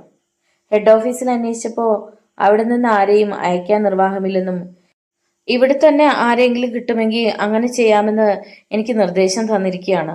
അതിനാൽ എൻ്റെ മനസ്സിൽ ഞാൻ പെട്ടെന്ന് കണ്ടത് നിന്നെയായിരുന്നു. എന്താ ഇവിടെ എന്നോടൊപ്പം ജോലി ചെയ്യാൻ ഉദ്ദേശമുണ്ടോ?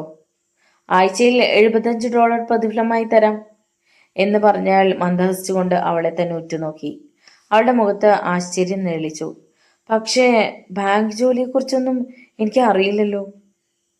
അറിയേണ്ട ആവശ്യമില്ല. കുറച്ച് ടൈപ്പ് ചെയ്യാൻ കാണും. ബാക്കിയുള്ളവ മനസ്സിലാക്കി ചെയ്യാനുള്ളതേ ഉള്ളൂ. എൻ്റെ ഈ നിർദ്ദേശം നീ നിരസിക്കുകയില്ലെന്ന് ഞാൻ വിശ്വസിക്കുന്നു. മൂവി ഹൗസിലുള്ള ജോലി കൊണ്ട് ഒരു നല്ല ഭാവി എനിക്ക് പ്രതീക്ഷിക്കാനാവില്ലെന്ന് തീർച്ചയല്ലേ?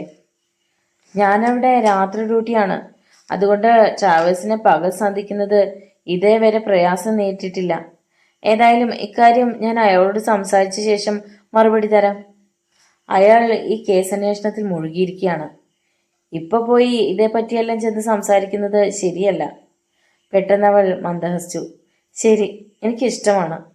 ദേവയ്ക്ക് സന്തോഷമായി. നല്ലത്. എങ്കിൽ നിനക്ക് നാളെ മുതൽക്ക് തന്നെ ഇവിടെ ജോലി ആരംഭിച്ചു തുടങ്ങാം. കാരണം ഇവിടെ കൂടുതൽ ജോലിയുണ്ട്. മൂവി ഹൗസിലെ ശമ്പളം നഷ്ടപ്പെടുന്നെങ്കിൽ സാരമില്ല, അത് ഇവിടെ വെച്ച് പരിഹരിക്കാം. ശരി, നാളെ മുതൽ തന്നെ ഞാൻ വരാൻ തയ്യാറാണ്. അയാൾ എഴുന്നേറ്റു. ഇവിടുത്തെ അക്കൗണ്ട് പരിശോധിക്കാനായി ഹെഡ് ഓഫീസിൽ നിന്ന് ഓഡിറ്റർമാർ ഏത് നിമിഷവും വരാനിടയുണ്ട്. അതിലേക്ക് എനിക്ക് ചില ഒരുക്കങ്ങളൊക്കെ ചെയ്യേണ്ടതുണ്ട്. നീ നാളെ മുതൽ ഇവിടെ ജോലിയിൽ പ്രവേശിച്ചു കൊള്ളുക. ഞാൻ പാവം ആലീസിനെ കൊണ്ടുവിടാറുള്ളത് പോലെ ഇന്നു മുതൽ അവൾക്ക് പകരം നിന്നെ കൂട്ടിക്കൊണ്ടു ചെന്ന് വിട്ടുതരാം. കഥകിനടുത്തേക്ക് വരെ ഒരുമിച്ച് നടന്നു. അമ്മയ്ക്ക് എങ്ങനെ? സുഖമാണല്ലോ? ഇന്ന് കാലത്ത് മുതൽ ഞാൻ അവളെ കണ്ടില്ല. ഞാനും കണ്ടിരുന്നില്ല. അമ്മയുടെ കാര്യത്തിൽ എനിക്ക് വല്ലാത്ത വിഷമം തോന്നുന്നു. ഈയിടെയായി അവരെന്നെ കഴിയുന്നത്ര ഒതുക്കി നിർത്താൻ ശ്രമിക്കുകയാണ്. കഴിഞ്ഞ ആഴ്ച മുഴുവനുമായി 3-4 തവണയല്ലാതെ ഞങ്ങൾ തമ്മിൽ കണ്ട് സംസാരിച്ചിരുന്നില്ല. നീ അതിൽ വ്യാകുലപ്പെടേണ്ട കാര്യമില്ല. അവൾക്കൊരു കുഴപ്പവുമില്ല. നിത്യേന വൈകുന്നേരം ഞാൻ അവളെ കാണുന്നതല്ലേ. രണ്ടാമതൊരു വിവാഹം കഴിക്കാനിരിക്കുകയല്ലേ. അപ്പോഴിങ്ങനെയൊക്കെ കാണും. അതൊക്കെ മനസ്സിലാക്കാവുന്നതേ ഉള്ളൂ. ഒന്ന് നിർത്തി എന്തോ ആലോചിച്ച ശേഷം അയാൾ തുടർന്നു. നിനക്ക് അവളുടെ കാര്യത്തിൽ എന്താണ് വിഷമമെന്ന് എനിക്കറിയാം. അവൾ വീണ്ടും മദ്യപിക്കാൻ തുടങ്ങിയതല്ലേ. അത് സാരമില്ല. അത് അവൾ തന്നെ സമ്മതിക്കുന്നുണ്ടല്ലോ. മാത്രമല്ല അതിനിയും തുടരുകയില്ലെന്ന് അവൾ എന്നോട് പറഞ്ഞിരിക്കുകയുമാണ്. അക്കാര്യം ഞാൻ ശ്രദ്ധിച്ചുകൊള്ളാം. അല്പം ആശ്വാസം. താങ്കൾ പറഞ്ഞതുപോലെ ആ ഒറ്റ കാര്യമായിരുന്നു എന്നെ അലട്ടിക്കൊണ്ടിരുന്നത്. അപ്പോൾ ശരി, എനിക്ക് ഒരുപാട് ജോലി അറ്റൻഡ് ചെയ്യേണ്ടതുണ്ട്. നാളെ മുതൽ നമുക്ക് ഒരുമിച്ച് ജോലി ആരംഭിച്ചു തുടങ്ങാമെന്ന് തോന്നുന്നു. വശ്യസുന്ദരമായ മന്ദഹാസത്തോടെ അയാൾ അവൾക്ക് വിട നൽകി. അവൾ പോയി കഴിഞ്ഞ ശേഷം കഥകടച്ച് കനത്ത കാൽവെപ്പുകളോടെ അയാൾ തൻ്റെ ഓഫീസിലേക്ക് മടങ്ങി. റിസീവർ കയ്യിലെടുത്ത് ലോഡ്ജിലെ നമ്പർ ഡയൽ ചെയ്തു. ലൈനിൽ വേലക്കാരി വന്നപ്പോൾ അയാൾ ചോദിച്ചു, മിസ്സസ് റോറിങ് എവിടെ? അവർ മുറിയിലുണ്ട് ദേവേ സർ. ആദ്യം ഞാൻ അവിടെ ചെന്നപ്പോൾ എന്നെ ആരും ശല്യം ചെയ്യരുതെന്ന് പറഞ്ഞ് എന്നെ തിരിച്ചയച്ചിരുന്നു. സാറിന് വേണ്ടി വേണമെങ്കിൽ ഒരു തവണ കൂടി ഞാൻ ചെന്ന് അന്വേഷിച്ചു വരാം. വേണ്ട, സാരമില്ല. ഞാൻ അവളെ പിന്നീട് വന്നു കണ്ടുകൊള്ളാം. ആലീസിന്റെ കാര്യമോർത്തായിരിക്കും അവൾ വിഷമിക്കുന്നത്. അയാൾ ഫോൺ ബന്ധം വേർപെടുത്തി. അയാളുടെ മുഖം കോപം കൊണ്ട് തുടുത്തു. അവൾ വീണ്ടും മദ്യപിച്ചിരിക്കുന്നു. ഇനി അവളെ വേണ്ടെന്ന് വെക്കേണ്ടിയിരിക്കുന്നു. എത്രമാത്രം വേഗം അക്കാര്യം നിർവഹിക്കുന്നോ അത്രയും തനിക്ക് നല്ലതാണ്. ദവയെ ഓർത്തു. അവൾ അപകടം വിളിച്ചു വരുത്തും. അതെ, അവളെ തൻ്റെ വഴിയിൽ നിന്നും അകറ്റണം. ജെയിംസും ഷെറീഫ് തോംസണും ട്രാവേഴ്സും ഷെറീഫിന്റെ ഓഫീസിലിരിക്കുകയായിരുന്നു. അപ്പോൾ സമയം 8:20 അവരെല്ലാം ജോണി എന്ന വ്യക്തിയെ പറ്റിയും ആലീസിനെ പറ്റിയുമുള്ള വിവരണങ്ങൾ റേഡിയോയിൽ കേൾക്കുകയായിരുന്നു. പെട്ടെന്ന് ടെലിഫോൺ മണിയടിച്ചപ്പോൾ ഏതോ ചിന്തയിൽ നിന്ന് ഉണർന്നതുപോലെ 3 പേരും ഞെട്ടി ടെലിഫോൺ ഇരിക്കുന്നിടത്തേക്ക് നോക്കി. ഷെറീഫ് തോംസൺ ചെന്ന് റിസീവർ എടുത്തു. Yes mister Oak, I see. ഞങ്ങളിപ്പോൾ തന്നെ അങ്ങോട്ട് വന്നേക്കാം. യെസ്. അദ്ദേഹം റിസീവർ താഴെ വെച്ച് മറ്റവരെ നോക്കി പറഞ്ഞു. മിസ്റ്റർ ഓക്കിന്റെ ഫോണായിരുന്നു. ഡൗൺ സൈഡിലെ ട്രയാംഫ് കാർ മാർട്ടിന്റെ ഉടമ. നമ്മുടെ സുഹൃത്തിന് കാർ വിൽപ്പന നടത്തിയത് അദ്ദേഹമാണെന്ന് അവകാശപ്പെടുകയാണ്. ജെയിംസ് എഴുന്നേറ്റ് നിന്നു. ഷെറീഫ്, താങ്കൾ ഇവിടെ തന്നെ നിൽക്കൂ. ഇനിയും ഇങ്ങനെ എന്തെങ്കിലും വിവരങ്ങൾ വന്നുകൊണ്ടിരുന്നുവെന്ന് വരും. ഞാനും മിസ്റ്റർ ട്രാവേഴ്സും മിസ്റ്റർ ഓക്കിനെ കണ്ട് സംസാരിച്ചു വരാം. അടുത്ത അരമണിക്കൂറിനകം ട്രാവേഴ്സും ജെയിംസും അവിടേക്ക് കയറി ചെന്നു.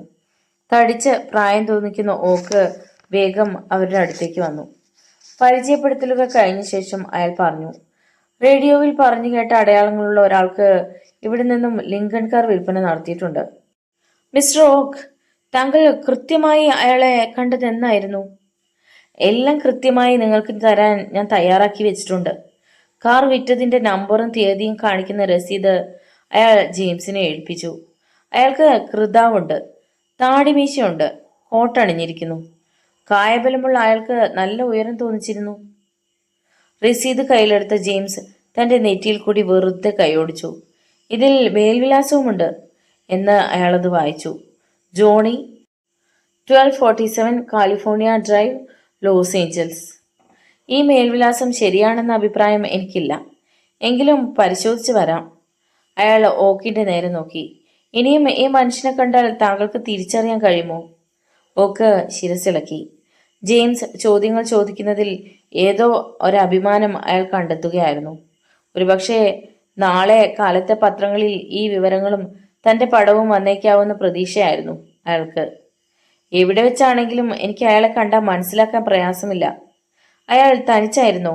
അതെ. പണം എങ്ങനെയായിരുന്നു തന്നേൽപ്പിച്ചത്? പണമായി തന്നെ. 60 $10 നോട്ടുകളായിരുന്നു അയാൾ എന്നെ ഏൽപ്പിച്ചത്. ആ നോട്ടുകൾ കാണാൻ തരമുണ്ടോ? ഓക്ക് നിഷേധാർത്ഥത്തിൽ ശിരസിളക്കി. ഇല്ല, കാരണം ഞങ്ങളുടെ ബിസിനസ് എല്ലാം പണമായിട്ടാണ് നടത്തുന്നത്. അതിനാൽ അന്നന്ന് കിട്ടുന്നവയെല്ലാം അന്നന്ന് തന്നെ ബാങ്കിലേക്ക് പോകും. മിസ്റ്റർ ഓക്ക്, താങ്കൾക്ക് അയാളെക്കുറിച്ച് എന്താണ് അഭിപ്രായം? ട്രാവേഴ്സ് ചോദിച്ചു. താങ്കൾക്ക് അയാളെ ഇഷ്ടപ്പെട്ടോ? ട്രാവേഴ്സ് എന്തുദ്ദേശിച്ച് ചോദിക്കുന്നതാണെന്ന കാര്യം ഓക്ക് മനസ്സിലാക്കി. അയാളുടെ സ്വഭാവ രീതിയെപ്പറ്റി വല്ലതും പറയാൻ വിഷമമുണ്ട്. പക്ഷെ ഒന്ന് വ്യക്തമാണ്, അടുത്തിടപഴകാവുന്ന ഒരു വ്യക്തിയല്ല അയാൾ. അത് എന്തുകൊണ്ടാണെന്ന് എന്നോട് ചോദിക്കരുത്. പിന്നെ അയാൾക്കൊരു സ്വഭാവമുണ്ട്. സംസാരിച്ചു കൊണ്ടിരിക്കെ മോളിൽ പോലെ ഒരു ശബ്ദം പുറപ്പെടുവിക്കുക. അതെന്നെ വല്ലാതെ ശുണ്ഠി പിടിപ്പിച്ചിരുന്നു. ട്രാവേഴ്സ് ശ്രദ്ധയോടെ ചെവിയോർത്തു. സംസാരിക്കുന്നതിനിടയിൽ മൂളൽ പോലെ ശബ്ദം പുറപ്പെടുവിക്കുകയോ? അതെ, എപ്പോൾ ഞാൻ അയാളോട് സംസാരിക്കുമ്പോഴും ആ ശബ്ദം കേൾക്കാമായിരുന്നു. സ്വബോധത്തോടെയല്ല അയാൾ അങ്ങനെ ചെയ്യുന്നതെന്ന് എനിക്കറിയാം. ജെയിംസ് അക്ഷമനായി. അതൊന്നുമല്ല നമുക്ക് കാര്യം. പറയൂ. മോഡൽ, കാർ, എഞ്ചിൻ നമ്പർ എന്നീ വക കാര്യങ്ങളെല്ലാം ഞങ്ങൾക്ക് കൃത്യമായി തരൂ. അതുപോലെ ഏതു ടയറാണെന്നും. ഓക്ക് ആ വിവരങ്ങളെല്ലാം നൽകിയപ്പോൾ ജെയിംസ് അതെല്ലാം കുറിച്ചെടുത്തു. പിന്നീട് അയാളുമായി വിട ചോദിച്ച് ട്രാവേഴ്സിനോടൊപ്പം കാറിനകത്തേക്ക് മടങ്ങി. ഏതായാലും സ്പെഷ്യൽ ഏജന്റിന് നൽകാൻ നമുക്കൊരു പുതിയ വിവരവും കൂടി കിട്ടി. ട്രാവേഴ്സ് കാറിലിരുന്ന് കഴിഞ്ഞപ്പോൾ ജെയിംസ് പറഞ്ഞു, ഇനി ആ കാറ് കണ്ടുപിടിക്കാൻ നമുക്ക് പ്രയാസമില്ല. ഞാനിനി ഓഫീസിലേക്ക് മടങ്ങുകയാണ്. ഇനി താങ്കൾ എന്താണ് ചെയ്യാൻ പോകുന്നത്? എന്നെ സ്റ്റേഷനിൽ വിട്ടു തന്നേക്കൂ. ഞാൻ അടുത്ത ട്രെയിനിന് മടങ്ങിക്കൊള്ളാം, ട്രാവേഴ്സ് പറഞ്ഞു. സ്റ്റേഷനിലേക്ക് ചെല്ലുന്ന വഴിയിൽ ജെയിംസ് പറഞ്ഞു, നമുക്ക് ആ കാർ എവിടെയാണെന്ന് ഉടനെ കണ്ടുപിടിക്കണം. അത് വാങ്ങി 1 മാസത്തിലേറെ ആയിരിക്കുന്നു. ഇതേപ്പറ്റി ഒരു വിളംബരം റേഡിയോയിൽ കൊടുക്കാൻ ഞാൻ സ്പെഷ്യൽ ഏജന്റിനോട് പറയാൻ പോവുകയാണ്. ടൗൺ സൈഡിൽ ഏതെങ്കിലും വലിയ പാർക്കിംഗ് ഗ്രൗണ്ടിൽ അതയാൾ പാർക്ക് ചെയ്തിരിക്കാമെന്ന് തോന്നുന്നു, ട്രാവേഴ്സ് അഭിപ്രായപ്പെട്ടു. റെയിൽ റോഡ് സ്റ്റേഷനിലെ പാർക്കിംഗ് ഗ്രൗണ്ടിൽ രാവും പകലും കാറുകൾ സാധാരണ പാർക്ക് ചെയ്ത് കാണാറുണ്ട്. അവിടെ ചെന്ന് നോക്കുന്നത് നന്നായിരിക്കും. ശരിയാണ്, അതിനും ഇടയുണ്ട്. സ്പെഷ്യൽ ഏജന്റിനോട് ആ മനുഷ്യന്റെ പ്രത്യേക സ്വഭാവത്തെപ്പറ്റി മിസ്റ്റർ റോക്ക് പറഞ്ഞത് പറയുക. അതയാൾ കുറിച്ചു വെക്കട്ടെ. കൃതാവും താടിയും എടുത്തു മാറ്റാവുന്നതേ ഉള്ളൂ. പക്ഷേ വളരെ കാലത്ത് ഒരാളുടെ സ്വഭാവം അത്ര പെട്ടെന്ന് മാറ്റാവുന്നതല്ല. ഞാൻ പറയാം. അവർ സ്റ്റേഷനിലെത്തി. നമുക്ക് നാളെ കാണാം. ഓക്കെ. ജെയിംസ് ട്രാവേഴ്സിന് കൈ കാണിച്ച് വിട ചോദിച്ചു. അവിടെ നിന്ന് പുറപ്പെടാൻ ഭാവിക്കുകയായിരുന്നു. ഹേയ്, ഒരു നിമിഷം. ട്രാവേഴ്സ് ജെയിംസിനെ നോക്കി വിളിച്ചു കൂവി. അയാൾ അവിടുത്തെ പാർക്കിംഗ് ഗ്രൗണ്ടിലേക്ക് തന്നെ തുറച്ചു നോക്കുകയായിരുന്നു. ജെയിംസും കാർ നിർത്തി അങ്ങോട്ട് നോക്കി. ആ ലിങ്കൺ കാർ നോക്കൂ. അയാൾ വിരൽ ചൂണ്ടി. നാം തേടുന്ന കാർ അതാണെന്ന് തോന്നുന്നു. രണ്ടാമത്തെ നിലയിൽ മൂന്നാമത്തേത്. ജെയിംസ് കാറിൽ നിന്നിറങ്ങി അങ്ങോട്ട് ശ്രദ്ധിച്ചു നോക്കി. അവർ രണ്ടുപേരും കൂടി അങ്ങോട്ട് ചെന്നു. ഇതാണ് കാർ. ട്രാവേഴ്സ് വിജയഭാവത്തോടെ ജെയിംസിനെ നോക്കി. നോക്കൂ, ലൈസൻസ് നമ്പർ. ഹായ് ഹായ്, നാം എത്ര ഭാഗ്യവാന്മാരാണെന്ന് നോക്കൂ, അത്ഭുതത്തോടെ ജെയിംസ് പറഞ്ഞു. നമുക്കിത് ഹെഡ് ക്വാർട്ടേഴ്സിലേക്ക് കൊണ്ടുപോകണം. ഇത് തള്ളിക്കൊണ്ടുപോകാൻ പറ്റിയ ഒരു വാഹനം നമുക്ക് വേണം. താങ്കൾ അതിനുവേണ്ട ഏർപ്പാട് ചെയ്യൂ. ഞാൻ ഇവിടെ നിൽക്കാം. ജെയിംസ് റെയിൽ റോഡ് സ്റ്റേഷനിലെ ഒരു ടെലിഫോൺ ബൂത്തിൽ കയറി ഹെഡ് ക്വാർട്ടേഴ്സുമായി ബന്ധപ്പെട്ടു. ആ സമയം ട്രാവേഴ്സ് തന്റെ ഫ്ലാഷ് ലൈറ്റ് ഉപയോഗിച്ച് കാറിന്റെ കണ്ണാടിയിൽ കൂടി അകത്തേക്ക് നോക്കിയായിരുന്നു. ഇതിനകം ജെയിംസ് തിരിച്ചെത്തി. അവർ വരുന്നുണ്ട്. ഒരുപക്ഷെ നമുക്കിതിൽ നിന്നും വിരൽ പ്രിന്റുകൾ കിട്ടിയെന്നിരിക്കും. എന്നെനിക്ക് തോന്നുന്നില്ല. ഇപ്പോൾ എനിക്ക് ജോണി എന്ന ആ മനുഷ്യനോട് ബഹുമാനം തോന്നി തുടങ്ങിയിരിക്കുകയാണ്. ഈ കാർ ഇവിടെ നാം കണ്ടെത്താനായി മാത്രം പാർക്ക് ചെയ്തിരിക്കുമെന്നാണ് എനിക്ക് തോന്നുന്നത്. ആ വ്യക്തി ഈ ഡിസ്ട്രിക്റ്റിൽ തന്നെ എവിടെയോ ഉണ്ടെന്ന് നിശ്ചയമാണ്. ജെയിംസ് തന്റെ ഹാറ്റ് പിന്നോക്കം ചരിച്ച് നെറ്റിയിലെ വിയർപ്പ് തുടച്ചു. താങ്കൾ ജോണിയെക്കുറിച്ച് മാത്രമേ സംസാരിക്കുന്നുള്ളൂ. ആ യുവതിയുടെ കാര്യം എന്താണ് ഒന്നും മിണ്ടാത്തത്? അവരൊരുമിച്ച് ചെയ്തൊപ്പിച്ച വേലയല്ലേ ഇത്? ശരിയാണ്. അടുത്ത 10 നിമിഷങ്ങളിൽ കാർ തള്ളിക്കൊണ്ടു പോകേണ്ട വാഹനവുമായി 3 പേർ അവിടെ എത്തി. ലിങ്കൺ കാറുമായി ഹെഡ് ക്വാർട്ടേഴ്സിലേക്ക് പുറപ്പെട്ടു. ജെയിംസിന്റെയും ട്രാവേഴ്സിന്റെയും മുമ്പിൽ വെച്ച് 3 ഡിറ്റക്റ്റീവുമാർ കാർ പരിശോധന ആരംഭിച്ചു. ഒടുവിൽ അതിന്റെ ഡിക്കിയിൽ അവർ ആലീസിന്റെ മൃതദേഹം കണ്ടെത്തി. ട്രാവേഴ്സിന് അതിൽ അത്ഭുതം തോന്നിയില്ല. അതയാൾ പ്രതീക്ഷിച്ചതായിരുന്നു. അന്ന് 8 മണിക്ക് മാത്രമേ ദവയ്ക്ക് ലോഡ്ജിലേക്ക് മടങ്ങാൻ കഴിഞ്ഞുള്ളൂ. ഓഡിറ്റർമാർ അയാളോട് അവർ ജോലി പൂർത്തിയാക്കുന്നത് വരെ അവിടെ തന്നെ നിൽക്കാൻ പറഞ്ഞതായിരുന്നു. കാരണം 8 മണിയായപ്പോൾ ബാക്കി ജോലി നാളെയാകാമെന്ന് പറഞ്ഞായിരുന്നു അവർ പിരിഞ്ഞത്. മുൻവശത്തെ കതക് ദവെ നിശബ്ദനായി തുറന്നു. അപ്പോൾ പതിവ് പോലെ അകത്തുനിന്ന് ടെലിവിഷൻ പ്രോഗ്രാം നടന്നുകൊണ്ടിരിക്കുന്നതിന്റെ ശബ്ദ കോലാഹലങ്ങൾ അയാൾ കേട്ടു. മേജർ ഹാർഡിയും മിസ് പിയേഴ്സണും അവിടെ ഇരുന്നു കൊണ്ട് പ്രോഗ്രാം കാണുകയായിരിക്കുമെന്ന് അയാൾ ഊഹിച്ചു. ബാങ്കിൽ ഓഡിറ്റർമാർക്കൊപ്പം ലഘുഭക്ഷണം കഴിച്ചിരുന്നതിനാൽ അയാൾക്ക് വിശപ്പ് മാറിക്കിട്ടിയിരുന്നു. ശബ്ദമുണ്ടാക്കാതെ പടികൾ കയറി അയാൾ തന്റെ മുറിയിൽ ചെന്ന് കോട്ടും ടൈയും ഊരിവെച്ച് ഒരു ചാരുകസേരയിൽ ചെന്നിരുന്നു. അങ്ങനെ ഇരുന്നു കൊണ്ട് ജെയിംസ് അന്വേഷണത്തിൽ എത്രമാത്രം മുന്നോട്ട് പോയിരിക്കുമെന്ന് ഓർത്തു നോക്കി. ജെയിംസിനെ കണ്ട ആദ്യ തവണ തന്നെ അയാൾ ഒരു സമർത്ഥനായ കുറ്റാന്വേഷകനല്ലെന്ന് ദവയ്ക്ക് ബോധ്യമുണ്ടായിരുന്നു.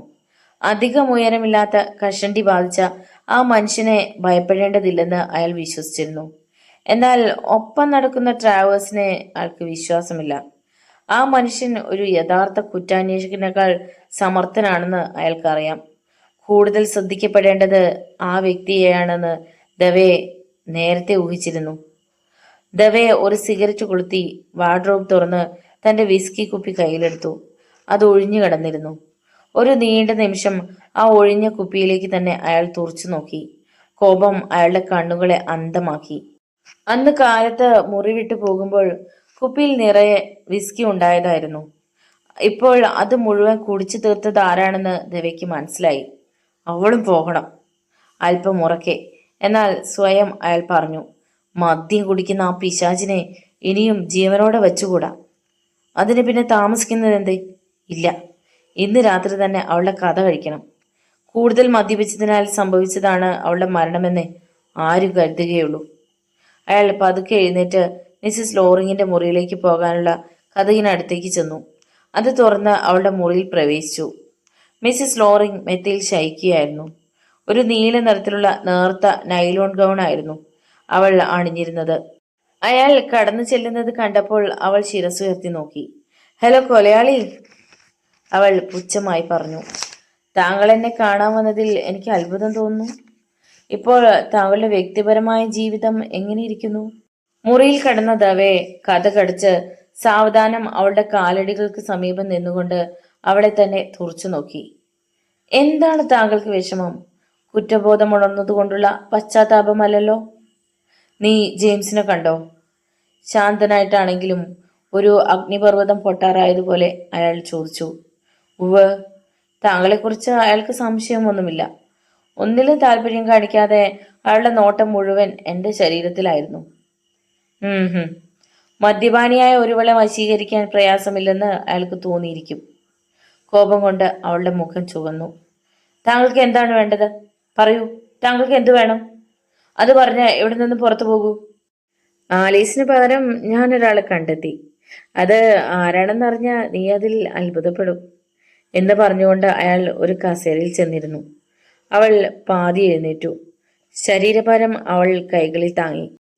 ഞാൻ എന്തിന് അത്ഭുതപ്പെടണം? പൈശാചികമായ ചിന്തകളല്ലേ താങ്കളുടെ മനസ്സിലുള്ളൂ. ദവേ തന്റെ വശ്യസുന്ദരമായ മന്ദഹാസത്തോടെ അവളെ നോക്കി. നീ ഇന്ന് ഐറിസിനെ കണ്ടിരുന്നില്ലേ? അത് കേട്ട് അവൾ ഞെട്ടി. അവളുടെ 2 കണ്ണുകളും അയാളിൽ തന്നെ തറഞ്ഞു നിന്നു. എന്താണ് പറഞ്ഞു വരുന്നത്? ഇന്ന് കാലത്ത് അവൾ ബാങ്കിൽ വന്നിരുന്നു. നിന്നെക്കുറിച്ച് അവൾ വല്ലാതെ വിഷമിക്കുന്നു. നീ അവളെ കഴിയുന്നത്ര ഒതുക്കി നിർത്താൻ ശ്രമിക്കുകയാണെന്ന് എന്നോട് പറഞ്ഞു. മിസ്സിസ് ലോറിംഗ് കാലുകൾ തറയിൽ വെച്ച് നേരെ നിവർന്നിരുന്നു. അവളുടെ കണ്ണുകളിൽ രോഷവും ഭയവും മത്സരിച്ചെന്ന പോലെ മുന്നിട്ട് നിന്നു. എന്നെക്കുറിച്ച് അവളോട് സംസാരിക്കുന്നത് നിർത്തണം, അവൾ പറഞ്ഞു. മനസ്സിലായല്ലോ? അവൾ നാളെ മുതൽ ബാങ്കിൽ ജോലിക്ക് വരാനിരിക്കുകയാണ്, ആലിസിന് പകരം. അത് കേട്ട മിസ്സിസ് ലോറിങ്ങിന്റെ മുഖം എത്തരത്തിലായിരുന്നെന്ന് വിവരിക്കാൻ പ്രയാസം. ഇല്ല, ഒരു പിശാചിന്റെ കൂടെ ജോലി ചെയ്യാൻ ഞാൻ ഐറിസിനെ അനുവദിക്കുകയില്ല, അവൾ ഒരലർച്ചയോടെന്ന വണ്ണം പറഞ്ഞു. ഞാനത് തടയും. ഓ, ശാന്തമായി ചോദിച്ചുകൊണ്ട് ഒന്നും സംഭവിച്ചിട്ടില്ലാത്ത മട്ടിൽ ദവെ ഒരു സിഗരറ്റ് കൊളുത്തി. എന്നെനിക്ക് തോന്നുന്നില്ല. ബാങ്കിൽ ജോലി ചെയ്യാൻ അവൾക്ക് ആഗ്രഹമുണ്ട്.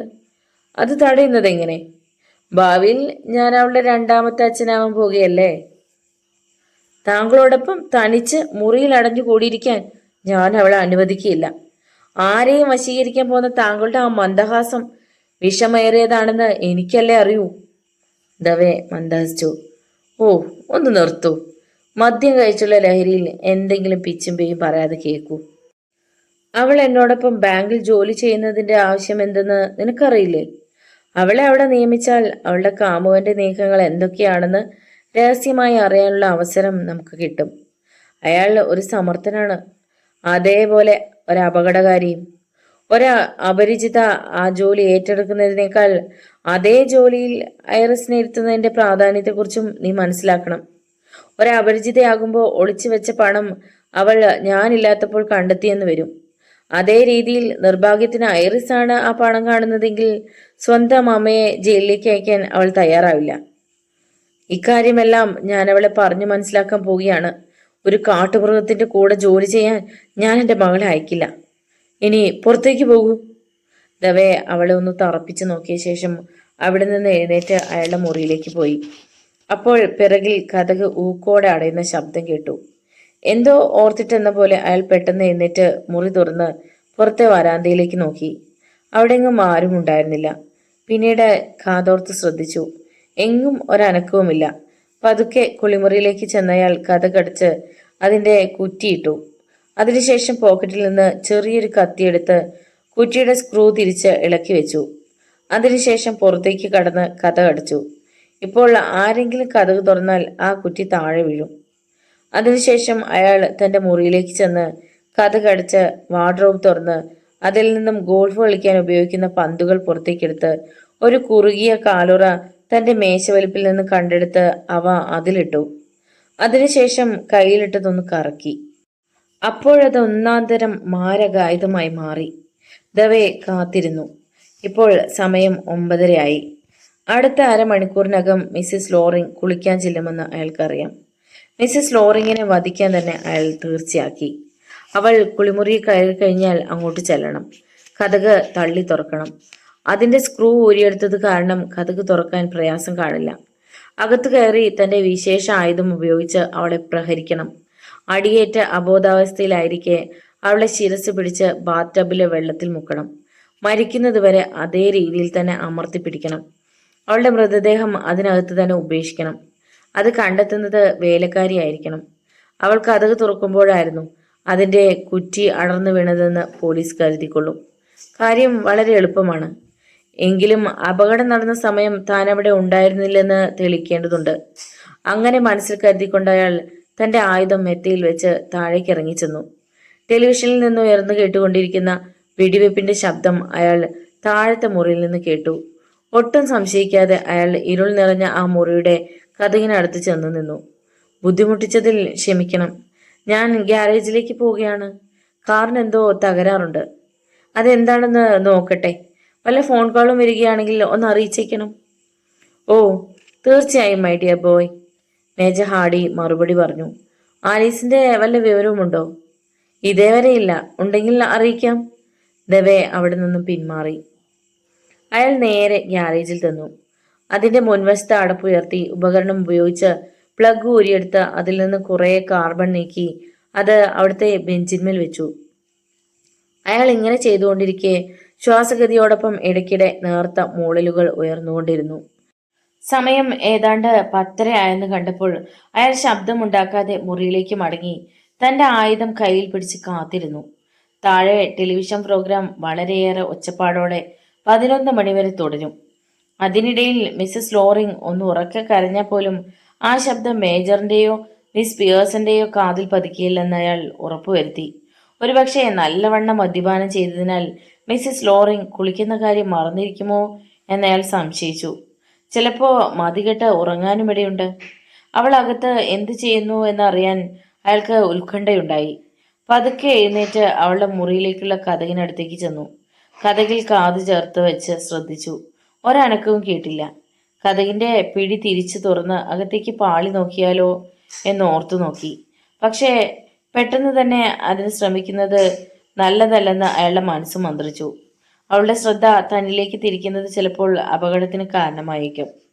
അയാൾ തന്റെ സ്ഥാനത്തേക്ക് തന്നെ മടങ്ങി കസേരയിലിരുന്നു. ഇനിയും രാത്രികൾ വരാനിരിക്കുന്നു. ഇക്കാര്യം അപ്പോഴെങ്ങാനും നിർവഹിച്ചാൽ എന്താണ്? അരുത്. ഇങ്ങനെ സമയം നീക്കിക്കൊണ്ടിരുന്നാൽ അപകടത്തിന് അത് വഴിതെളിക്കുകയുള്ളൂ. അയാൾ ഒരു സിഗരറ്റ് കത്തിച്ചു. താഴത്തെ നിലയിൽ നിന്നും ടെലിവിഷനിൽ നിന്നുള്ള കോലാഹലങ്ങൾ വളരെ നേർത്ത തോതിൽ അയാൾക്ക് കേൾക്കാമായിരുന്നു. പെട്ടെന്നാണ് അടുത്ത മുറിയിൽ നിന്നും ചില ചലനങ്ങൾ കേട്ടത്. മിസ്സിസ് ലോറിംഗ് ആ മുറിയിൽ അങ്ങുമിങ്ങും നടക്കുന്നത് അയാൾ അറിഞ്ഞു. ഉടനെ അയാൾ ചെവി വട്ടം വെച്ച് തയ്യാറായി നിന്നു. അടുത്തതായി അവളുടെ മുറിയുടെ കതക് തുറക്കുന്നതും ഇടനാഴിയിൽ കൂടി നടന്നു പോകുന്ന ശബ്ദവും തുടർന്ന് ബാത്റൂമിലേക്ക് കയറി ചെന്ന് അതിന്റെ കഥ അടയ്ക്കുന്നതും അയാൾ വ്യക്തമായി കേട്ടു. ഒരു ക്രൂരമായ ചിരി ആ മുഖത്ത് തെളിഞ്ഞു. സാവധാനം അയാൾ തന്റെ ആയുധവുമായി കതക് തുറന്ന് ഇടനാഴിയിലേക്ക് നോക്കി. എങ്ങും നിശബ്ദമെന്ന് കണ്ട് അയാൾ പതുങ്ങി നടക്കുന്ന പൂച്ചയെപ്പോലെ സാവധാനം നീങ്ങി. കുളിമുറിയുടെ സമീപം എത്തിയ അയാൾ ഒരു നിമിഷം നിന്നു. അകത്തു നിന്നും വെള്ളം വീണുകൊണ്ടിരിക്കുന്ന ശബ്ദം പുറത്തു കേട്ടു. മിസ്സിസ് ലോറിംഗ് ബാത്തിൻ ടബിനകത്ത് ഇറങ്ങിയിരിക്കുന്നു എന്ന് സൂചിപ്പിക്കുന്ന ശബ്ദമായിരുന്നു അത്. അയാളുടെ ശ്വാസഗതി മന്ദഗതിയിലും ഇടവിട്ടുമായിരുന്നെന്ന് മാത്രമല്ല, ഹൃദയം ശക്തിയായി മിടിച്ചുകൊണ്ടിരുന്നു. താഴെ ടെലിവിഷനിൽ 1-2 തവണ വെടിവെപ്പിന്റെ ശബ്ദം കേട്ടു. ഇനിയും സമയം പാഴാക്കുന്നതിന് അർത്ഥമില്ലെന്നതിനാൽ അയാൾ പെട്ടെന്ന് കതക് തള്ളി തുറന്ന് ബാത്റൂമിനകത്ത് കയറി. വലതു കൈയിലെ ആയുധം പാതി ഓങ്ങിക്കൊണ്ടെന്ന നിലയിൽ അയാൾ പെട്ടെന്നൊരു നിമിഷം നിന്നു. സുമാർ 12 അടി അകലെയായി ചുമരിന് സമീപം കയ്യിൽ ശരീരത്തിൽ തേയ്ക്കാൻ പഞ്ച് പോലെ ഉപയോഗിക്കുന്ന ചുരുക്കിയുമായി മിസ്സിസ് ലോറിംഗ് പിന്തിരിഞ്ഞു നിൽക്കുകയായിരുന്നു. ടബിലേക്ക് വീഴുന്ന വെള്ളത്തിനെതിരെ അത് പിടിച്ചപ്പോഴുണ്ടായ ശബ്ദമാണ് അയാൾ പുറത്തുനിന്നും കേട്ടത്. അവൾ അണിഞ്ഞിരുന്ന വസ്ത്രം പോലും അഴിച്ചു മാറ്റിയിരുന്നില്ല. അവളുടെ വലതു കൈയിൽ ഒരു 38 ഓട്ടോമാറ്റിക് തോക്കുണ്ടായിരുന്നു. അത് ദവയുടെ മാറിനു നേരെ ലക്ഷ്യം വെച്ചിരിക്കുകയായിരുന്നു.